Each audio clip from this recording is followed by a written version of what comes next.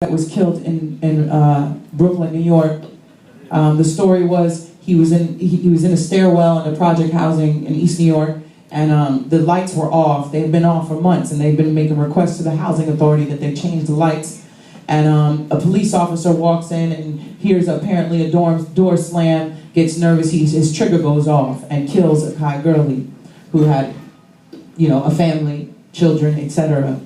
And in response, at the end, people kept saying, well, we've been complaining about those lights. We told them that they need to turn those lights on, yada, yada, yada. And there was all these complaints about the housing community, right, the housing authority. And this is my testament to that.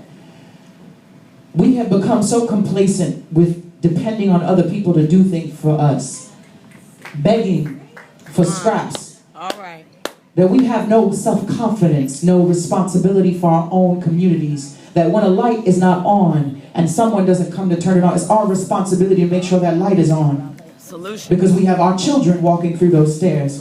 Right? That it does not matter who's supposed to do it. If we see it's wrong and needs to be fixed, we need to fix it.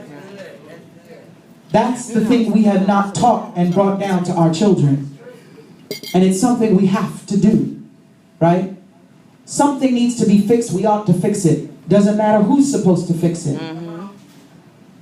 And if we did that more, the black community would be stronger than any other community. Solutions. Because we would have all the solutions and all the resources in our communities. So here we go. This poem is dedicated to Akai Gurley, Eric Gardner. It's pretty short, and it's my first experience. It was written after my experience with the police, personally with my brother. So, the first time I hated a cop, he was mouthing off the tongue to my brother about how he ought to show him some respect, carrying on and whatnot as if my brother didn't have a little sister watching who looked up to him like moonlight and stars on humid nights those days he led and I followed.